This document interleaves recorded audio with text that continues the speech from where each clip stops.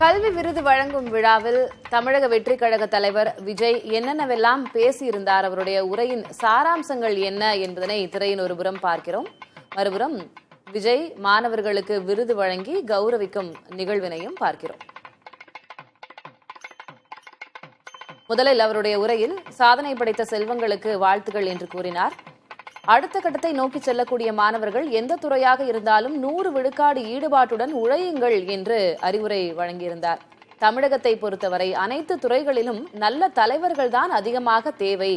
நன்றாக படித்தவர்கள் அரசியலுக்கு வர வேண்டும், நன்றாக படித்தவர்கள் தலைவர்களாக உருவாகி வர வேண்டும் என்று அனைத்து மாணவர்களுக்கும் அவர் மறைமுகமாக அழைப்பினையும் விடுத்திருந்தார்.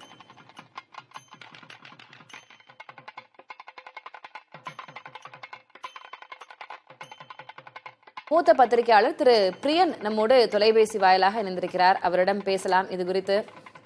பிரியன் சார் வணக்கம். காலையிலிருந்து பார்த்து கொண்டிருப்பீர்கள் விஜயனுடைய இந்த கல்வி விருது வழங்கும் விழா நிகழ்வுகள். விஜய் என்ன பேச போகிறார் அப்படின்ற ஒரு பெரிய எதிர்பார்ப்பு இருந்தது. அவருடைய பேச்சின் சாராம்சங்களை கேட்டிருப்பீர்கள். என்ன நகர்வு அப்படின்னு நீங்க நினைக்கிறீங்க? அதாவது போன வருஷம் அவர் பேசும்போது பெரியார், காமராஜர், அம்பேத்கர் போன்றவர்கள் பேரெல்லாம் குறிப்பிட்டார்.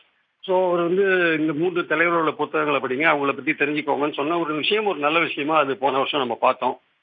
அதற்கப்புறம் அவர் தமிழக வெற்றி கழகத்தை ஆரம்பித்த பிறகு அவர் எடுத்த அரசியல் நடவடிக்கைகள் என்பது ரொம்ப ரொம்ப குறைவு. அதாவது கள்ளக்குறிச்சி சம்பவம் குறித்த ஒரு அறிக்கை, அப்புறம் ராகுல் காந்திக்கு வாழ்த்து தெரிவித்தார், அப்புறம் சீமானுக்கு வாழ்த்து தெரிவித்தார். இது தவிர பெரிய நடவடிக்கைகள் எதுவும் இல்லை.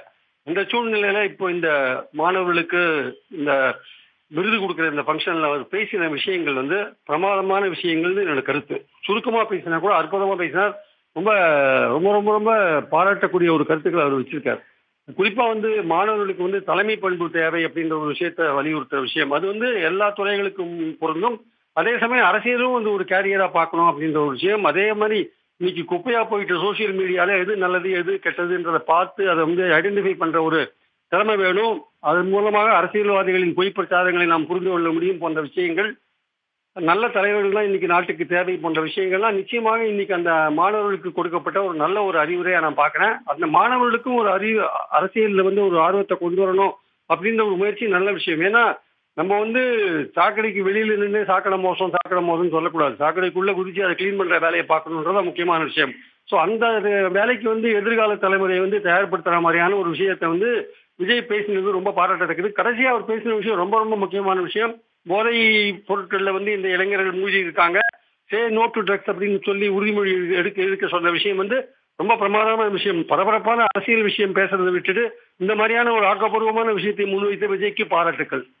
இப்போ மாணவர்களுக்கு ஒரு அண்ணன் ஸ்தானத்திலிருந்து, ஒரு அப்பா ஸ்தானத்திலிருந்து, அல்லது ஒரு அரசியல் தலைவர் ஸ்தானத்திலிருந்து அறிவுரைகளையும் வழங்கி இருக்கிறார். அதே போல அரசியலுக்கான அழைப்பையும் விடுத்திருக்கிறார் அப்படின்னே நம்ம இதனை பார்க்கலாம். என்ன தாக்கம் இருக்குன்னு நினைக்கிறீங்க பிரியன் சார் 2026ல?